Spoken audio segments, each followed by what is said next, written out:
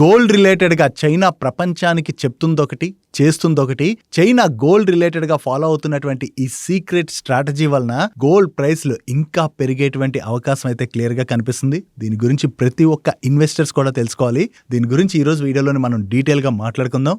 దీంతో పాటుగా ఈ రోజు మార్నింగ్ నుంచి మన మార్కెట్లో స్లైట్గా ప్రెషర్ కనపడిన సెకండ్ హాఫ్ నుంచి మార్కెట్స్ అయితే బాగా కరెక్ట్ అయ్యాయి కదా. దానికి కారణం అదానీ గ్రూప్ రిలేటెడ్గా వచ్చినటువంటి చాలా ఇంపార్టెంట్ న్యూస్. దీని గురించి కూడా మనం ఈ రోజు డిస్కస్ చేసుకోవాలి. దీంతో పాటు మన స్టాక్ ఆఫ్ ది డే, మరికొన్ని అప్డేట్స్ అండ్ అలాగే ఇంపార్టెంట్ రిజల్ట్స్ కూడా ఉన్నాయి. అన్ని కూడా వన్ బై వన్ క్విక్గా డిస్కస్ చేసేద్దాం. ముందుగా మార్కెట్ అప్డేట్ చూసినట్లయితే ఈ రోజు సెషన్లో సెన్సెక్స్ 769 పాయింట్స్ కరెక్ట్ అయ్యి 81,537 పాయింట్స్కి క్లోజ్ అయినట్లయితే నిఫ్టీ 241 పాయింట్స్ కరెక్ట్ అయ్యి 25,048 పాయింట్స్కి క్లోజ్ అయింది. అండ్ ఈ రోజు సెషన్లో మిడ్ క్యాప్ ఇండెక్స్ 1.72% కరెక్ట్ అయినట్లయితే స్మాల్ క్యాప్ ఇండెక్స్ 2.05% కరెక్ట్ అయింది. అండ్ బ్యాంక్ నిఫ్టీ 1.23% కరెక్ట్ అయింది. ముందుగా ఈరోజు మనం మార్కెట్ని ఇంపాక్ట్ చేసినటువంటి విషయాల గురించి మనం మాట్లాడుకోవాలంటే first thing, various large cap companies numbers post చేస్తున్నాయి కదా. దీనిలోని కొన్ని కంపెనీస్ నెంబర్స్ కొంత వీక్గా రావడంతో ఆ కంపెనీస్ అన్నీ కూడా ఈరోజు మనం మార్కెట్ని ట్రాక్ చేసే దానిలో ఒకటి ఇంటర్గ్లోబ్ ఏవియేషన్ కావచ్చు. అండ్ అలాగే రీసెంట్గా ఎటర్నల్ వాళ్ళ నెంబర్స్ వచ్చాయి కదా. ఆ నెంబర్స్ వచ్చినటువంటి టైంలోని వాళ్ళ ప్రమోటర్ ఆయన పొజిషన్కి రిజైన్ చేస్తున్నట్టుగా వాళ్ళు డిక్లేర్ చేయడంతో అక్కడి నుంచి ఎటర్నల్ స్టాక్లో మనం ప్రెషర్ చూస్తున్నాం. ఈ రోజు కూడా ఎటర్నల్ స్టాక్లో బాగానే ప్రెషర్ కనపడింది. దీంతో పాటు ఈరోజు సెషన్ మీరు అబ్జర్వ్ చేశారనుకోండి, పేటీఎం స్టాక్లో కూడా చాలా ప్రెషర్ కనపడింది. పేటీఎం రిలేటెడ్ ఉన్నటువంటి న్యూస్ గురించి మనం తర్వాత మాట్లాడుకుందాం. సో ఇలా వేరియస్ పెద్ద పెద్ద కంపెనీస్ అన్ని కూడా కొంత నెగిటివ్గా రియాక్ట్ అవడంతో మార్కెట్లో ప్రెషర్ కనపడింది. దీంతో పాటుగా ఈరోజు మార్నింగ్ మన మార్కెట్లో కనపడినటువంటి ప్రెషర్ కన్నా కూడా సెకండ్ హాఫ్లో మీరు అబ్జర్వ్ చేశారనుకోండి, ఒక్కసారి మార్కెట్లో సివియర్ సెల్ ఆఫ్ కనపడింది. దానికి కారణం ఏంటంటే అదానీ గ్రూప్ రిలేటెడ్గా వచ్చినటువంటి ఇంపార్టెంట్ న్యూస్. మీకు గుర్తున్నట్లయితే అదానీ గ్రూప్లోని గౌతమ్ అదానీ గారు అండ్ అలాగే సాగర్ అదానీ గారి పైన యుఎస్లోని బ్రైబరీ కేసు ఒకటి నడుస్తుంది కదా. ప్రీవియస్గా కూడా మల్టిపుల్ టైమ్స్ దీని గురించి డిస్కస్ చేసుకున్నాం. కాకపోతే ఆ టైంలో అదానీ గ్రూప్ ఏంటంటే అవి ఫాల్స్ ఎలిగేషన్స్ అనేది చెప్పి కొట్టిపడేసింది. ఇప్పుడు దీని గురించి మనం ఎందుకు మాట్లాడుకుంటున్నాం అంటే US securities and exchange commission వాళ్ళు అదానీ గ్రూప్లోని గౌతమ్ అదానీ గారికి అండ్ సాగర్ అదానీ గారికి ఈ బ్రైబరీ కేసు రిలేటెడ్గా సమన్స్ ని పంపించడానికి అని చెప్పి పర్మిషన్ ఇవ్వాలని యుఎస్ కోర్టుని వీళ్ళు అడిగినట్టుగా బ్లూంబర్గ్ వాళ్ళు ఒక ఆర్టికల్ అయితే పబ్లిష్ చేశారు. ఎప్పుడైతే బ్లూంబర్గ్ దగ్గర నుంచి ఇటువంటి న్యూస్ వచ్చిందో దాంతోనే ఈ రోజు సెషన్ మీరు అబ్జర్వ్ చేశారనుకోండి, అదానీ గ్రూప్ కి చెందినటువంటి మోస్ట్ ఆఫ్ ది స్టాక్స్ లో మనకి చాలా ప్రెషర్ కనపడింది. So mainly Adani group stocks కూడా ఈ రోజు మన మార్కెట్ ని బాగానే డ్రాగ్ చేశాయి. ఈ అదానీ గ్రూప్ గురించి ఉన్నటువంటి ఇష్యూ గురించి మనం మాట్లాడుకోవాలంటే ఇది ఇప్పటిది కాదు, చాలా రోజుల నుంచి ఇష్యూ ఉన్నది. అండ్ ప్రీవియస్గా మల్టిపుల్ టైమ్స్ ఇటువంటి ఎలిగేషన్స్ వచ్చినా కూడా దాని నుంచి అదానీ గ్రూప్ సక్సెస్ఫుల్లీ బయటపడింది. ఈసారి కూడా బ్లూంబర్గ్ దగ్గర నుంచి వచ్చినటువంటి ఈ న్యూస్ రిలేటెడ్గా ఎక్స్చేంజెస్ అయితే అదానీ గ్రూప్ని క్లారిఫికేషన్ అడిగాయి. బట్ నేను ఈ వీడియో రికార్డ్ చేసే టైంకి ఇంకా అదానీ గ్రూప్ దగ్గర నుంచి ఎటువంటి క్లారిఫికేషన్ కూడా రాలేదు. ఒకవేళ క్లారిఫికేషన్ వచ్చిందనుకోండి, మీకు దాని గురించి మన సోషల్ మీడియా ఛానల్స్లో అయితే షేర్ చేయడానికి ప్రయత్నిస్తాం. టెలిగ్రామ్ అండ్ వాట్సాప్లోని మల్టిపుల్ టైమ్స్ అదానీ గ్రూప్ రిలేటెడ్గా ఇటువంటి న్యూస్లు వచ్చాయి. ఆ టైంలో స్టాక్స్ కరెక్ట్ అయ్యాయి. దాని తర్వాత అది తప్పని తెలిసిన తర్వాత స్టాక్స్ అగైన్ రియాక్ట్ అయ్యాయి. సో ఈసారి కూడా ఏం జరుగుతుంది అన్నది మనం చూడాలి. వీటితో పాటు ఈరోజు మార్కెట్ ని ఇంపాక్ట్ చేసినటువంటి మరొక ఇంపార్టెంట్ థింగ్ ఏంటంటే యూరోపియన్ యూనియన్ మన లేబర్ ఇంటెన్సివ్ గూడ్స్ ఎక్స్పోర్ట్స్ ఏవైతే ఉంటాయో వాటిపైన ప్రీవియస్గా ఎక్స్పోర్ట్ బెనిఫిట్స్ అయితే ఇచ్చేది, వాటిని ఇప్పుడు తీసివేయడం జరిగింది. దానికి కారణం ఏంటంటే దానికి ఒక లిమిట్ ఉంటుంది. లాస్ట్ 3 years లోనే ఆ లిమిట్ని అయితే మనం క్రాస్ చేసేసాం. దాంతో ఈ ఎక్స్పోర్ట్ బెనిఫిట్స్ అయితే తీసేయడం జరిగింది. ఈ ఎక్స్పోర్ట్ బెనిఫిట్స్ తీసేయడం వలన కొంతవరకు మన ఇండియన్ ఎక్స్పోర్ట్స్ అయితే దెబ్బతినేటువంటి అవకాశం ఉంది కదా. ఎస్పెషల్లీ లేబర్ ఇంటెన్సివ్ గూడ్స్ ఏవైతే ఉంటాయో ఆ సెక్టర్స్ లోని కొంతవరకు మనం ఆ బెనిఫిట్ ని కోల్పోతాం. కాబట్టి దాని రిలేటెడ్ గా మార్కెట్ లో కన్సర్న్ అయితే రైజ్ అయింది. కాకపోతే దీని రిలేటెడ్ గా మన కామర్స్ మినిస్ట్రీ అయితే రెస్పాండ్ అవుతూ ఇది తీసేయడం వల్ల మన పైన అంత ఇంపాక్ట్ అయితే ఉండదు, సో దాని రిలేటెడ్ గా భయపడాల్సినటువంటి పని లేదని చెప్పి ఆయన దగ్గర నుంచి క్లారిఫికేషన్ వచ్చింది. కానీ ఇది కూడా కొంత మార్కెట్ లోని ప్రెషర్ క్రియేట్ చేసి ఉండొచ్చు. వీటన్నిటికన్నా మరొక ఇంపార్టెంట్ థింగ్ ఏంటంటే డాలర్ అగెనిస్ట్ గా మన ఇండియన్ రూపీ ఆల్మోస్ట్ ఈ రోజు 92 టచ్ చేసేసింది. సో మన రూపీలో కంటిన్యూస్ గా ఏదైతే ఈ ప్రెషర్ కనపడుతున్నదో అది మన ఎకానమీ రిలేటెడ్ గా అయితే మంచిది కాదు. ఎందుకంటే మనం ఎక్కువగా ఇంపోర్ట్స్ చేసుకుంటాం కదా. రూపీ ఇంతలా ఫాలో అవడం వల్ల ఏమవుతుంది, మన ఇంపోర్ట్ బిల్ అన్నది పెరిగిపోద్ది. ఎస్పెషల్లీ మనం క్రూడ్ ని ఎక్కువగా ఇంపోర్ట్ చేసుకుంటాం కదా. క్రూడ్ ని ఇంపోర్ట్ చేసుకున్నప్పుడు దానికి మనం డాలర్స్ లో పే చేస్తుంటాం. కాబట్టి రూపీ ఫాల్ అన్నది మన ఎకానమీ రిలేటెడ్గా అస్సలు మంచిది కాదు. దీంతో పాటుగా లాస్ట్ ఫ్యూ డేస్ నుంచి కొంత క్రూడ్ కూడా పెరుగుతుంది. సో ఒక పక్క రూపీ ఫాలో అవడం, దాంతోపాటు క్రూడ్ కూడా పెరగడం, ఇది మన ఎకానమీకి మంచిది కాదు. కాబట్టి అది కూడా మార్కెట్లోని ప్రెషర్ని క్రియేట్ చేసింది. సో ఇటువంటి వేరియస్ ఇష్యూస్ ఏవైతే ఉన్నాయో వాటన్నిటితోని ఈరోజు మన మార్కెట్లోని కొంత ప్రెషర్ని అయితే చూసాం. ఎస్పెషల్లీ మనకి అదానీ గ్రూప్ రిలేటెడ్గా ఉన్నటువంటి న్యూస్ గురించి అయితే క్లారిఫికేషన్ రావాలి. దీని గురించి ఏం క్లారిఫికేషన్ వస్తుంది అన్నది మనం చూడవలసి ఉన్నది. సో డైలీ మార్కెట్ రిలేటెడ్గా ఉన్నటువంటి ఇటువంటి ఇంపార్టెంట్ న్యూస్లు ఏవైతే ఉంటాయో వాటన్నిటిని మీకు డీటెయిల్గా ఎక్స్ప్లెయిన్ చేయడానికి మన టీం పెడుతున్నటువంటి ఎఫర్ట్స్ కనుక మీకు హెల్ప్ఫుల్ అయినట్లయితే మన వీడియోని అయితే మర్చిపోకుండా లైక్ చేయడానికి ప్రయత్నించండి. నెక్స్ట్, రీసెంట్గా టెక్ లే ఆఫ్స్ అయితే చాలా ఎక్కువగా అవుతున్నాయి కదా. మనకి ఇప్పుడు అమెజాన్ ఉన్నది కదా, ఈ అమెజాన్ వాళ్ళు ప్రీవియస్గా కూడా లే ఆఫ్స్ చేశారు. ఇప్పుడు నెక్స్ట్ వీక్లోని వీళ్ళు మరొక 14,000 జాబ్ కట్స్ అయితే చేయబోతున్నట్టుగా మీడియా ప్లాట్ఫామ్స్ రిపోర్ట్ చేస్తున్నాయి. జనరల్లీ ప్రెజెంట్ చూసినట్లయితే యుఎస్ ఎకానమీ సిచ్యువేషన్ అయితే ఇంకా బాగాలేదు కదా. సో దీంతోని ఐటీ కంపెనీస్ వాళ్ళ నెంబర్స్ పైన ఇంపాక్ట్ పడకుండా ఉండడానికని చెప్పి ఈ లే ఆఫ్స్ అయితే కంటిన్యూస్గా చేస్తున్నాయి. ఈవెన్ అమెజాన్ అనే కాదు, టీసీఎస్ వాళ్ళు కూడా ప్రీవియస్గా లే ఆఫ్స్ చేసిన తర్వాత రీసెంట్ రిజల్ట్స్ టైంలో కూడా టీసీఎస్ ఫర్దర్ రౌండ్ ఆఫ్ లే ఆఫ్స్ అయితే చేయొచ్చని అప్డేట్స్ అయితే వచ్చాయి కదా. సో ఇక్కడ టీసీఎస్, అమెజాన్తో పాటు వేరే టెక్ కంపెనీస్ లే ఆఫ్స్ అయితే కంటిన్యూ అవుతున్నాయి. కాబట్టి ఈ టైంలోని ఐటీ ఎంప్లాయీస్ కొన్ని జాగ్రత్తలు అయితే ఖచ్చితంగా తీసుకోవాలి. దానిలో ఫస్ట్ థింగ్, జనరల్లీ ఈ లే ఆఫ్స్ టైంలో జాబ్ పోయిందనుకోండి, జాబ్ పోయిన తర్వాత మళ్ళీ జాబ్ రావడానికి కొంత టైం అయితే పడుతుంది కదా. ఎవరికి జాబ్ పోకూడదు, బట్ అన్ఫార్చునేట్లీ అటువంటి సిచ్యువేషన్ జరిగినట్లయితే మనం ఇబ్బంది పడకుండా ఉండాలి. కాబట్టి మనకి ఒక 6 నెలలకి సరిపడేటువంటి ఎమర్జెన్సీ ఫండ్ అయితే మన దగ్గర ఉండాలి ఖచ్చితంగా. సో 6 monthsకి సరిపడా మీ ఇంటికి కావాల్సినటువంటి ఎక్స్పెన్సెస్ ఏవైతే ఉంటాయో వాటితో పాటుగా మీకు ఏమైనా లోన్స్ ఉన్నాయి, ఆ లోన్ ఈఎంఐస్ కూడా ఖచ్చితంగా పే చేయాలి కదా. వీటన్నిటికీ సరిపడా అమౌంట్ 6 నెలల వరకు కూడా మనం కంఫర్టబుల్గా లైఫ్ లీడ్ చేసేలాంటి అమౌంట్ అయితే మనకి ఎమర్జెన్సీ ఫండ్ కింద ఉండాలి. సో మీరులో ఎవరైనా ఎమర్జెన్సీ ఫండ్ రిలేటెడ్గా నెగ్లెక్ట్ చేస్తున్నట్లయితే అసలు నెగ్లెక్ట్ చేయకండి. మీ దగ్గర ఎమర్జెన్సీ ఫండ్ ఉంచుకోవడానికి ప్రయత్నించండి. దీంతో పాటుగా జనరల్లీ ఎంప్లాయీస్ చేసేటువంటి పెద్ద మిస్టేక్ ఏంటంటే, నాకు కంపెనీ సైడ్ నుంచి హెల్త్ ఇన్సూరెన్స్ లభిస్తుంది కదా, సో ఫర్దర్గా నేను ఎందుకు హెల్త్ ఇన్సూరెన్స్ తీసుకోవాలని చెప్పి చాలామంది అనుకుంటారు. ఆ తప్పు మాత్రం అసలు చేయకండి. ఎందుకంటే సో ఇటువంటి జాబ్ లే ఆఫ్స్ జరగనివ్వండి, లేదా మనం జాబ్ చేంజ్ అయినా కూడా ఆ చేంజ్ పీరియడ్ ఉంటుంది కదా, అంటే మనకి జాబ్ వచ్చే వరకు ఆ పీరియడ్ గ్యాప్ ఉంటుంది కదా, ఆ టైంలోని మనకి ఏదైనా హెల్త్ ఇష్యూ వస్తే కంపెనీ ఇన్సూరెన్స్ అప్పుడు ఉంటుందా? ఉండదు కదా. సో అందుకనే మనకి కంపెనీ సైడ్ నుంచి వచ్చేటువంటి హెల్త్ ఇన్సూరెన్స్తో పాటు మనకి ఇండివిజువల్గా కూడా ఒక హెల్త్ ఇన్సూరెన్స్ ఉండడం చాలా ఇంపార్టెంట్, మన ఫ్యామిలీని ప్రొటెక్ట్ చేయడానికి అని చెప్పి. సో మీలో ఎవరైనా హెల్త్ ఇన్సూరెన్స్ తీసుకోకపోతే వెంటనే తీసుకోండి. దట్టు ప్రెజెంట్ సిచ్యువేషన్ మనం చూసినట్లయితే ఎవరికైనా ప్రాబ్లం వచ్చి హాస్పిటలైజ్ అయ్యారనుకోండి, ఒక్క హాస్పిటల్ బిల్ చాలు మన దగ్గర ఉన్నటువంటి సేవింగ్స్ అన్నీ కూడా అయిపోవడానికి. అందుకనే హెల్త్ ఇన్సూరెన్స్ రిలేటెడ్గా అస్సలు నెగ్లెక్ట్ చేయకండి. ఒకవేళ మీరు ఇప్పటికీ హెల్త్ ఇన్సూరెన్స్ తీసుకోకపోతే వెంటనే హెల్త్ ఇన్సూరెన్స్ అయితే తీసుకోండి. హెల్త్ ఇన్సూరెన్స్ తీసుకునేటప్పుడు మనకి డౌట్స్ ఉంటాయి కదా, ఏ ఇన్సూరెన్స్ తీసుకుంటే బెటర్, నాకేది సెట్ అవుద్ది అంటే మన ఒక్కొక్కరికి ఒక్కొక్కటి సెట్ అవుతుంది కదా రిక్వైర్మెంట్స్ని బట్టి. సో మనకేది సెట్ అవుద్ది అని తెలుసుకోవాలనుకున్నట్లయితే డిటోలోని మీ కంఫర్టబుల్ టైం చూసుకుని మీరు కాల్ బుక్ చేసుకున్నారనుకోండి, వాళ్ళ ఇన్సూరెన్స్ అడ్వైజర్ మీకు కాల్ చేసి హెల్త్ ఇన్సూరెన్స్ రిలేటెడ్గా ఉన్నటువంటి అన్ని డౌట్స్ కూడా క్లియర్ చేస్తారు. And Ditto is a spam free platform. మీకు ఎప్పుడు పడితే అప్పుడు కాల్స్ చేసేది కూడా డిస్టర్బ్ చేయరు వీళ్ళు. సో హెల్త్ ఇన్సూరెన్స్ రిలేటెడ్గా మీకు వాళ్ళు డౌట్స్ అన్ని క్లియర్ చేసిన తర్వాత ఫర్దర్గా మీరు ప్రొసీడ్ అవ్వాలంటే అవ్వచ్చు, లేకపోతే లేదు. బట్ హెల్త్ ఇన్సూరెన్స్ తీసుకోవడం మాత్రం మ్యాండేటరీ. సో ఇప్పటికీ హెల్త్ ఇన్సూరెన్స్ తీసుకోకపోతే వెంటనే తీసుకోండి. డిటో లింక్స్ ఈ వీడియో డిస్క్రిప్షన్లోను కింద కామెంట్ సెక్షన్లో ఫస్ట్ కామెంట్లోను పిన్ చేసి ఉంచుతాను. నెక్స్ట్, గోల్డ్ రిలేటెడ్గా మనం మాట్లాడుకోవాలి. నిన్న సెషన్లోని యుఎస్ అండ్ యూరోపియన్ యూనియన్ మధ్య ఉన్నటువంటి టెన్షన్స్ కొంత తగ్గడంతో, అంటే గ్రీన్లాండ్ రిలేటెడ్గా ఉన్నటువంటి టెన్షన్స్ ఏవైతే ఉన్నాయో అవి కొంత ఈజ్ అవడంతో గోల్డ్ ప్రైస్ కరెక్ట్ అయినా నిన్న మనం క్లియర్గా మాట్లాడుకున్నాం కదా, గోల్డ్లో డిమాండ్ కంటిన్యూ అవ్వచ్చు, ఇక్కడ నుంచి కూడా గోల్డ్ పెరగచ్చు అని చెప్పి. నిన్న నైట్ నుంచి అగైన్ గోల్డ్ ప్రైస్లో అయితే మనకి రికవరీ అన్నది స్టార్ట్ అయింది. అండ్ ఈ రోజు గోల్డ్ రిలేటెడ్గా మనం మాట్లాడుకోవాల్సినటువంటి ఒక ఇంపార్టెంట్ థింగ్ అయితే ఉన్నది. అదే చైనా గోల్డ్ రిలేటెడ్గా వాళ్ళు ఫాలో అవుతున్నటువంటి సీక్రెట్ స్ట్రాటజీ.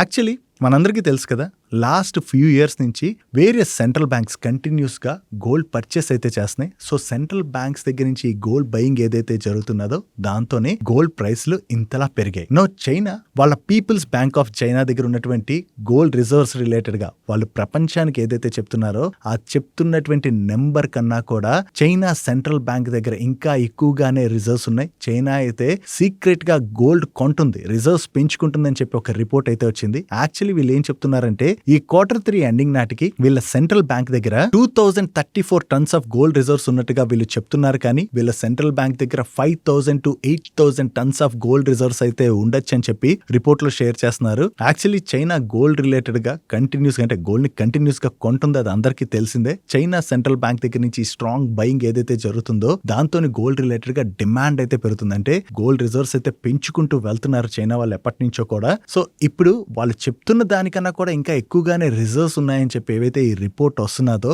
దీని వలన గోల్డ్ రిలేటెడ్ గా ఫర్దర్ గా కూడా డిమాండ్ పెరిగేటువంటి అవకాశాలు అయితే క్లియర్ గా కనిపిస్తున్నాయి. ఒకవేళ చైనీస్ సెంట్రల్ బ్యాంక్ ఈ గోల్డ్ బయింగ్ అన్నది ఇలాగే కంటిన్యూ చేసింది అనుకోండి, ఇక్కడి నుంచి కూడా గోల్డ్ ప్రైస్ అయితే బాగానే పెరిగేటువంటి అవకాశం అయితే క్లియర్ గా ఉన్నది. దీంతో పాటుగా వేరియస్ జియో పొలిటికల్ ఇష్యూస్ ఉన్నాయి కదా, దట్టు అన్ని ఎకానమీస్ కూడా ఇంకా ఫుల్ ఫ్లెజ్డ్ గా రికవరీ అయితే చూడట్లేదు కదా కోవిడ్ తర్వాత నుంచి. సో ఇలాంటి వేరియస్ ఇష్యూస్ ఏవైతే ఉన్నాయో వాటి వలన గోల్డ్ లోకి ఇన్వెస్ట్మెంట్స్ బాగానే పెరగచ్చు. కాబట్టి ఇక్కడి నుంచి కూడా గోల్డ్ అయితే బాగానే పెరిగేటువంటి అవకాశాలు క్లియర్ గా కనపడుతున్నాయి. Coming to the stock of the day.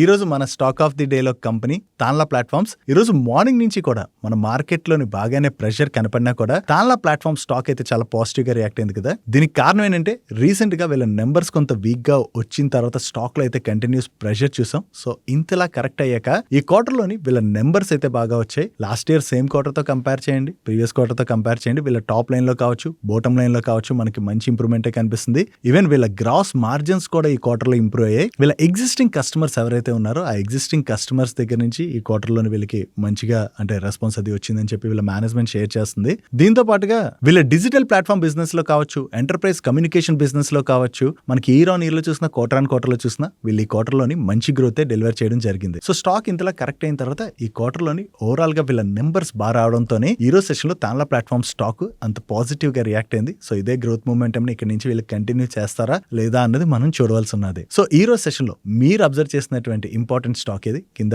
Comment section లో షేర్ చేయడానికి ప్రయత్నించండి. నెక్స్ట్ పేటిఎం స్టాక్ లో ఈ రోజు మార్నింగ్ నుంచి కూడా చాలా ప్రెషర్ కనపడింది కదా. దానికి కారణం ఏంటంటే ఆర్బీఐ డిజిటల్ పేమెంట్స్ ని ఎంకరేజ్ చేసేందుకు గాను కంపెనీస్ డిప్లాయ్ చేసేటువంటి సౌండ్ బాక్సెస్ కావచ్చు, పిఓఎస్ డివైజెస్ కావచ్చు, వీటికి పేమెంట్ ఇన్ఫ్రాస్ట్రక్చర్ డెవలప్మెంట్ ఫండ్ ద్వారా ఇన్సెంటివ్ అయితే ఇస్తుండేది. నౌ ఈ పిఐడిఎఫ్ ఏదైతే ఉన్నదో దాన్ని డిసెంబర్ 2025 వరకు ప్రీవియస్ గా ఆర్బీఐ ఎక్స్టెండ్ చేసింది. దీనివల్ల ఈ పేటిఎం వాళ్ళకి ఇన్నాళ్ళు ఈ ఇన్సెంటివ్ అయితే లభించేది. బట్ ఈ 2025 డిసెంబర్ తర్వాత ఈ పిఐడిఎఫ్ ఏదైతే ఉన్నదో దాన్ని అయితే ఆర్బీఐ ఎక్స్టెండ్ చేయలేదని, దీనివల్ల పేటిఎం వాళ్ళపైన ఇంపాక్ట్ పడేటువంటి అవకాశం ఉన్నదని చెప్పి మీడియా ప్లాట్ఫామ్స్ రిపోర్ట్ చేయడంతో మార్నింగ్ నుంచి కూడా మనకి పేటిఎం స్టాక్ లో బాగానే ప్రెషర్ కనపడింది. దాని తర్వాత పేటిఎం వాళ్ళు కూడా ఎక్స్చేంజెస్ కి ఒక క్లారిఫికేషన్ అయితే రిలీజ్ చేశారు. వీళ్ళు ఏం చెప్తున్నారంటే టైర్ 3 నుంచి టైర్ 6 సిటీస్ లోని డిజిటల్ పేమెంట్స్ ఎంకరేజ్ చేసేందుకు గాను ఆర్బీఐ ప్రీవియస్ గా ఈ ఇన్సెంటివ్ స్కీమ్ అయితే ఇచ్చేది. కానీ ఈ సెప్టెంబర్ 30 6 months ఎండింగ్ నాటికి దీని ద్వారా 128 crores ఇన్సెంటివ్ అయితే వస్తుందని,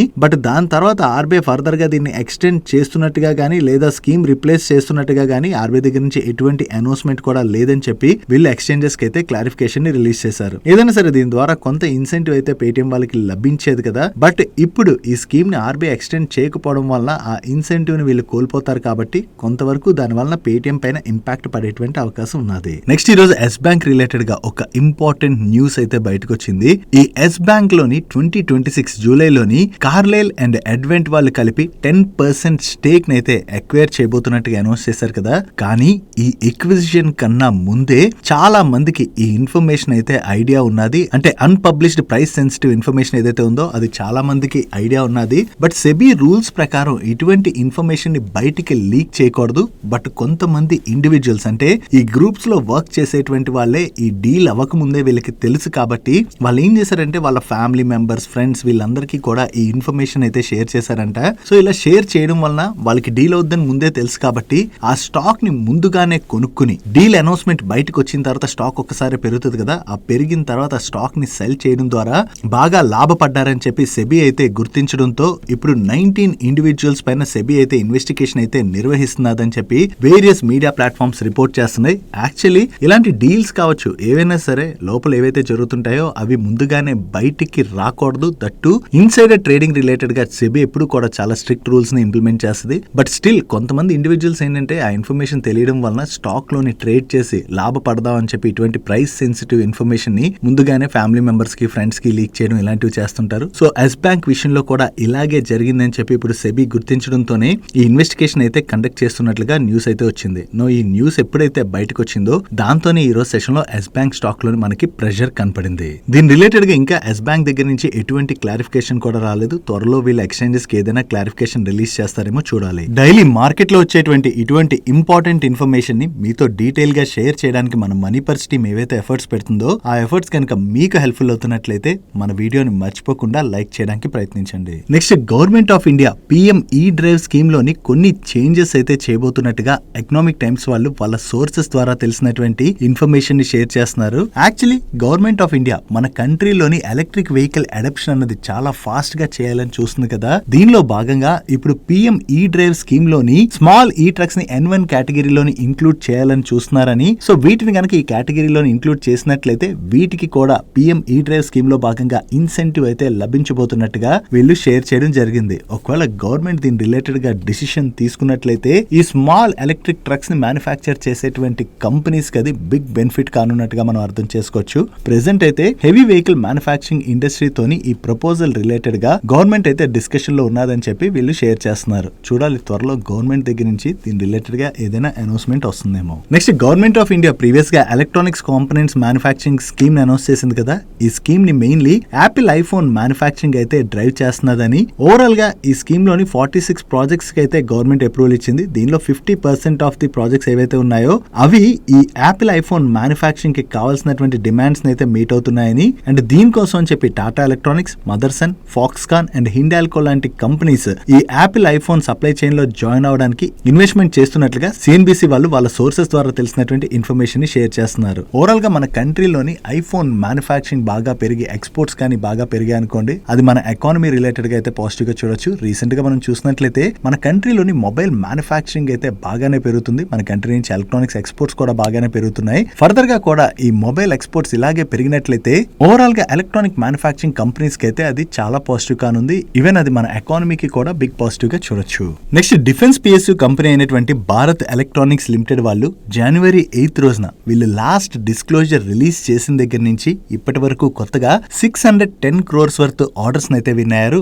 ఈ ఆర్డర్స్ వీళ్ళకి communication equipment, medical electronics, thermal imagers ఇటువంటివన్నీ సప్లై చేయడానికి వచ్చినటువంటి ఆర్డర్స్. సో వీళ్ళు ఇలా కంటిన్యూస్ గా ఆర్డర్స్ విన్ అవుతుండటంతో వీళ్ళ ఆర్డర్ బుక్ కూడా స్ట్రాంగ్ గా గ్రో అవుతుంది. కాబట్టి ఇది భారత్ ఎలక్ట్రానిక్స్ లిమిటెడ్ రిలేటెడ్ గా మనం పాజిటివ్ గా చూడొచ్చు. నెక్స్ట్, యాక్సెస్ కేట్స్ వాళ్ళ సబ్సిడరీ కంపెనీ అయిన మిస్ట్రల్ సొల్యూషన్స్ ప్రైవేట్ లిమిటెడ్ వాళ్ళకి వన్ ఆఫ్ ది కస్టమర్ దగ్గర నుంచి మల్టీ ఇయర్ కాంట్రాక్ట్ అయితే వచ్చింది. Contract value approximately $1 billion. And ఈ కాంట్రాక్ట్ లో భాగంగా ఈ కస్టమర్ ఏరోలాండ్ ఫెసిలిటీలోని కొత్తగా ఎస్టాబ్లిష్ చేసినటువంటి ఎకోస్టిక్ ల్యాబ్ లోని ఆడియో ప్రొడక్ట్స్ టెస్టింగ్ రిలేటెడ్ గా వర్క్స్ అయితే వీళ్ళు చేయవలసి ఉన్నది. సో ఇంత మంచి కాంట్రాక్ట్ విన్నారన్న అప్డేట్ రావడంతోనే ఈ రోజు సెషన్ లో యాక్సెస్ కేట్ స్టాక్ పాజిటివ్ గా రియాక్ట్ అయింది. నెక్స్ట్, స్వాన్ డిఫెన్స్ వాళ్ళు కొత్తగా చాలా మంచి కాంట్రాక్ట్ విన్నారు. ఈ కాంట్రాక్ట్ వాల్యూ అప్రాక్సిమేట్లీ $227 million. అంటే మన ఇండియన్ కరెన్సీలో చూసినట్లయితే వీళ్ళు 2080 crores వర్త్ ఆర్డర్ ని విన్ అయినట్టుగా మనం అర్థం చేసుకోవచ్చు. ఈ ఆర్డర్ లో భాగంగా వీళ్ళు 6 Type 2 కెమికల్ ట్యాంకర్స్ అయితే సప్లై చేయవలసి ఉన్నది. దీనిలో ఫస్ట్ వెసల్ 33 months లోని వీళ్ళు డెలివర్ చేయబోతున్నట్టుగా షేర్ చేస్తున్నారు. సో వీళ్ళకి ఇంత మంచి కాంట్రాక్ట్ వచ్చిందన్న అప్డేట్ తోనే ఈ రోజు సెషన్ లో స్వాన్ డిఫెన్స్ స్టాక్ పాజిటివ్ గా రియాక్ట్ అయింది. నెక్స్ట్, అశోక బిల్డ్కాన్ వాళ్ళకి Daman public works department executive engineer దగ్గర నుంచి కొత్తగా ఒక కాంట్రాక్ట్ వచ్చింది. Contract value approximately 307 crores. And ఈ కాంట్రాక్ట్ లో భాగంగా ఇక్కడ కనపడుతున్నటువంటి బ్రిడ్జ్ కన్స్ట్రక్షన్ వర్క్స్ అయితే వీళ్ళు చేయవలసి ఉన్నది. అండ్ ఈ కాంట్రాక్ట్ ని వీళ్ళు 30 months లో ఎగ్జిక్యూట్ చేయాలి. నెక్స్ట్, బాజార్ స్టైల్ రీటైల్ లిమిటెడ్ వాళ్ళు వాళ్ళ బిజినెస్ ఎక్స్పాన్షన్ ప్లాన్ లో భాగంగా జార్ఖండ్ లోని న్యూ స్టోర్ అయితే ఓపెన్ చేసినట్టుగా ఎక్స్చేంజెస్ కి అప్డేట్ చేస్తున్నారు. ఈ కొత్త స్టోర్ తో కలుపుకుని వీళ్ళ స్టోర్ కౌంట్ 253 కి రీచ్ అయింది. సో వీళ్ళు ఇలా కొత్త స్టోర్స్ ని ఓపెన్ చేయడం ద్వారా వీళ్ళ బిజినెస్ ని అయితే ఎక్స్పాండ్ చేయడానికి ప్రయత్నిస్తున్నారు కదా. సో ఈ న్యూ స్టోర్స్ లో కూడా సేల్స్ బాగా జరిగాయి అనుకోండి, అది బాజార్ స్టైల్ రీటైల్ లిమిటెడ్ వాళ్ళకి లాంగ్ టర్మ్ లోని పాజిటివ్ కానుంది. నెక్స్ట్, జాగిల్ ప్రీపెయిడ్ వాళ్ళ రిలేటెడ్ గా 3 అప్డేట్స్ ఉన్నాయి. దీనిలో ఫస్ట్ వన్, వీళ్ళకి ఐఆర్ఎం ఎనర్జీ లిమిటెడ్ దగ్గర నుంచి 5 years పీరియడ్ కి గాను ఒక కాంట్రాక్ట్ వచ్చింది. దీనిలో భాగంగా వీళ్ళ జాగిల్ ఫ్లీట్ ప్రోగ్రామ్ సర్వీసెస్ ని ఐఆర్ఎం ఎనర్జీ వాళ్ళకి ఆఫర్ చేయవలసి ఉన్నది. అండ్ వీళ్ళకి second contract HDFC Ergo general insurance company limited దగ్గర నుంచి వచ్చింది.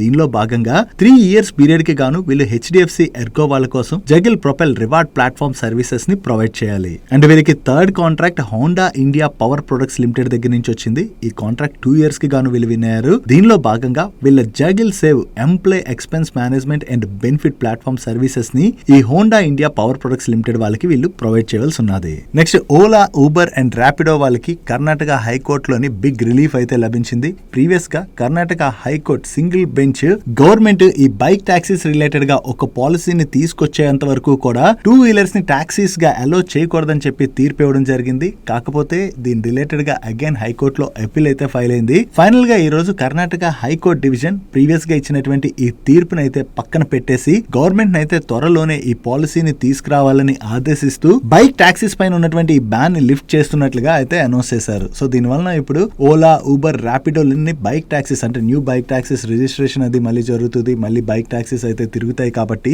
ఓవరాల్ గా ఇది Ola, Uber and Rapido related గా బిగ్ రిలీఫ్ గా చూడొచ్చు. నెక్స్ట్ ఆర్యన్ ప్రో సొల్యూషన్స్ వాళ్ళ రిలేటెడ్ గా ఒక పాజిటివ్ అప్డేట్ ఉన్నది. యుఎస్ లోని retail POS and payment services provide చేసేటువంటి విట్రియోస్ అలయన్స్ వాళ్ళు ఈ ఆర్యన్ ప్రో వాళ్ళని సెలెక్ట్ చేసుకోవడం జరిగింది. దీనిలో భాగంగా ఆర్యన్ ప్రో వాళ్ళు వాళ్ళ పేమెంట్ సూట్ సర్వీసెస్ అయితే వీళ్ళకి ప్రొవైడ్ చేయబోతున్నారు.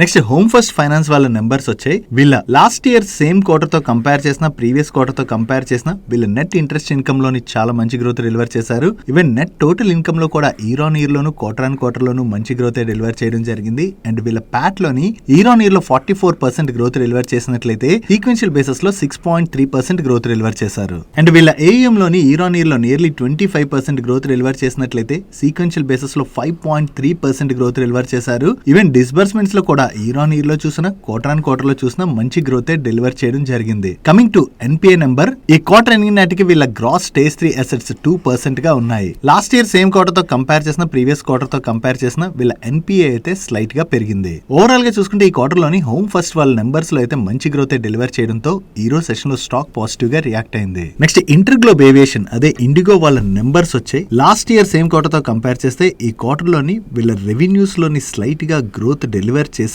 కానీ వీళ్ళ బోటమ్ లైన్ లో అయితే సిగ్నిఫికెంట్ ఇంపాక్ట్ కనిపిస్తుంది. దానికి కారణం ఈ క్వార్టర్ లోని వీళ్ళ పైన ఎక్సెప్షనల్ ఇంపాక్ట్ అయితే ఉన్నది. ఈ ఎక్సెప్షనల్ ఇంపాక్ట్ ఏంటంటే గవర్నమెంట్ ఆఫ్ ఇండియా కొత్తగా తీసుకొచ్చినటువంటి న్యూ లేబర్ కోడ్స్ అండ్ అలాగే వీళ్ళ ఆపరేషనల్ డిస్రప్షన్స్ ఏవైతే జరిగాయో దాని వలన ఈ క్వార్టర్ లోని వీళ్ళ పైన ఈ ఎక్సెప్షనల్ ఇంపాక్ట్ అయితే పడినట్టుగా వీళ్ళు షేర్ చేస్తున్నారు. దీంతో వీళ్ళ బోటమ్ లైన్ లో సిగ్నిఫికెంట్ డ్రాప్ కనపడుతుండటంతోనే స్టాక్ లో అయితే మనం బాగా ప్రెషర్ చూసాం. ఒకవేళ ఈ ఎక్సెప్షనల్ ఇంపాక్ట్ తీసి చూసినా కూడా లాస్ట్ ఇయర్ సేమ్ క్వార్టర్ తో కంపేర్ చేస్తే ఈ క్వార్టర్ లోని వీళ్ళ బాటమ్ లైన్ లోని మనకి డ్రాప్ కనిపిస్తుంది. ఓవరాల్ గా ఈ క్వార్టర్ లో వీళ్ళ నెంబర్స్ కొంత వీక్ గా ఉండడంతోనే ఈ రోజు సెషన్ లో స్టాక్ లో ప్రెషర్ కనపడింది. నెక్స్ట్ లోరస్ ల్యాబ్స్ వాళ్ళ నెంబర్స్ వచ్చాయి. వీళ్ళ నెంబర్స్ ఎలా ఉన్నాయో చూద్దాం. వీళ్ళ రెవెన్యూస్ లో ఇయర్ ఆన్ ఇయర్ లో 26% గ్రోత్ డెలివర్ చేసినట్లయితే సీక్వెన్షియల్ బేసిస్ లో 8% గ్రోత్ డెలివర్ చేశారు. అండ్ ఎబిటా లో ఇయర్ ఆన్ ఇయర్ లో 70% గ్రోత్ డెలివర్ చేసినట్లయితే సీక్వెన్షియల్ బేసిస్ లో 13% గ్రోత్ డెలివర్ చేయడం జరిగింది. అండ్ ఈ క్వార్టర్ లో వీళ్ళ నెట్ ప్రాఫిట్ లో ఇయర్ ఆన్ ఇయర్ లో చూసినా, క్వార్టర్ ఆన్ క్వార్టర్ లో చూసినా చాలా మంచి గ్రోత్ డెలివర్ చేయడం జరిగింది. అండ్ ఈ క్వార్టర్ లోని వీళ్ళ మార్జిన్స్ లో కూడా మంచి ఇంప్రూవ్మెంట్ కనిపిస్తుంది. ఈ క్వార్టర్ లోని వీళ్ళ జనరిక్ బిజినెస్ రెవెన్యూస్ లోని ఇయర్ ఆన్ ఇయర్ లో 37% గ్రోత్ డెలివర్ చేసినట్లయితే సీక్వెన్షియల్ బేసిస్ లో 17% గ్రోత్ డెలివర్ చేశారు. మెయిన్లీ ఈ క్వార్టర్ లో ఏపీఐ బిజినెస్ రెవెన్యూస్ లోను, ఎఫ్టీఎఫ్ బిజినెస్ రెవెన్యూస్ లో కూడా వీళ్ళు మంచి గ్రోత్ డెలివర్ చేయడం జరిగింది. బట్ వీళ్ళ సిడిఎంఓ బిజినెస్ రెవెన్యూస్ లో మాత్రం జస్ట్ ఇయర్ ఆన్ ఇయర్ లోని 1% గ్రోత్ డెలివర్ చేసినట్లయితే సీక్వెన్షియల్ బేసిస్ లో 13% డ్రాప్ కనిపిస్తుంది. ఓవరాల్ గా చూసుకుంటే ఈ క్వార్టర్ లోని లోరస్ ల్యాబ్స్ వాళ్ళ నెంబర్స్ అయితే డీసెంట్ గానే ఉన్నాయి. నెక్స్ట్ సిప్లా వాళ్ళ నెంబర్స్ వచ్చాయి. వీళ్ళ నెంబర్స్ ఎలా ఉన్నాయి చూద్దాం. ఇయర్ ఆన్ ఇయర్ లోని వీళ్ళ రెవెన్యూస్ అయితే ఆల్మోస్ట్ ఫ్లాట్ గా ఉన్నాయి. And last year same quarter లోని వీళ్ళు 1575 crores ప్యాట్ జనరేట్ చేసినట్లయితే ఈ క్వార్టర్ లో 674 crores ప్యాట్ జనరేట్ చేశారు. ఇక్కడ రెవెన్యూస్ లోని డిప్ లేకపోయినా కూడా బాటమ్ లైన్ లోని ఇంత డ్రాప్ కనపడడానికి రీజన్ వీళ్ళ పైన ఈ క్వార్టర్ లోని వన్ టైం ఎక్సెప్షనల్ ఇంపాక్ట్ ఉన్నది. దీంతో పాటుగా ఈ క్వార్టర్ లో వీళ్ళ ఎక్స్పెన్సెస్ కూడా పెరగడం వల్ల మనకి బాటమ్ లైన్ లో అంత డ్రాప్ కనిపిస్తుంది. ఈ ఎక్సెప్షనల్ ఇంపాక్ట్ ఏంటో చూద్దాం. రీసెంట్ గా గవర్నమెంట్ ఆఫ్ ఇండియా తీసుకొచ్చినటువంటి న్యూ లేబర్ కోడ్స్ వలన వీళ్ళపైన ఈ ఇంపాక్ట్ అయితే పడినట్టుగా మేనేజ్మెంట్ షేర్ చేస్తుంది. ఓవరాల్ గా చూసుకుంటే ఈ క్వార్టర్లో సిప్లా నెంబర్స్ అయితే కొంత వీక్ గానే ఉన్నాయి. దాంతోనే రిజల్ట్స్ వచ్చిన తర్వాత స్టాక్ లో మనకి ప్రెషర్ కనపడింది. నెక్స్ట్ గో డిజిట్ వాళ్ళ నెంబర్స్ వచ్చాయి. వీళ్ళ నెంబర్స్ ఎలా ఉన్నాయి చూద్దాం. లాస్ట్ ఇయర్ ఫస్ట్ 9 months తో కంపేర్ చేస్తే ఇయర్ ఫస్ట్ 9 months లోని వీళ్ళ గ్రాస్ రిటర్న్ ప్రీమియం లో మంచి గ్రోత్ డెలివర్ చేశారు. అండ్ ప్యాట్ లో కూడా మంచి గ్రోత్ డెలివర్ చేయడం జరిగింది. అండ్ వీళ్ళ ఏఎం లోని ఇయర్ ఆన్ ఇయర్ లో 19% గ్రోత్ డెలివర్ చేశారు. అండ్ వీళ్ళ ఇన్వెస్ట్మెంట్ పెర్ఫార్మెన్స్ కూడా బాగానే ఉన్నది. కాకపోతే లాస్ట్ ఇయర్ సేమ్ పీరియడ్ తో కంపేర్ చేస్తే ఇయర్ ఫస్ట్ 9 months లోని వీళ్ళ కంబైన్డ్ రేషియో అన్నది పెరిగింది. ఈ కంబైన్డ్ రేషియో అన్నది యాక్చువల్లీ తగ్గాలి. ఇన్సూరెన్స్ కంపెనీస్ యొక్క కంబైన్డ్ రేషియో ఏంటంటే 100% కన్నా ఎంత బిలో ఉంటే అది ఇన్సూరెన్స్ కంపెనీస్ కి వచ్చేటువంటి బెనిఫిట్. బట్ వీళ్ళ కంబైన్డ్ రేషియో 100% కన్నా అబోవ్ ఉన్నది. But last year same period తో కంపేర్ చేస్తే ఈ ఇయర్ లో కంబైన్డ్ రేషియో కొంత పెరిగింది కాబట్టి that is not good. Overall గా వీళ్ళ నెంబర్స్ అయితే బాగున్నాయి. ఇంకా కంబైన్డ్ రేషియో ఫర్దర్ గా తగ్గవలసి ఉన్నది. నెక్స్ట్ ఇక్సిగో వాళ్ళ నెంబర్స్ వచ్చాయి. ఓవరాల్ గా చూసుకుంటే ఈ క్వార్టర్ వీళ్ళ నెంబర్స్ అయితే ఆన్ ఫేస్ ఆఫ్ ఇట్ మీకు బాగానే కనబడతాయి.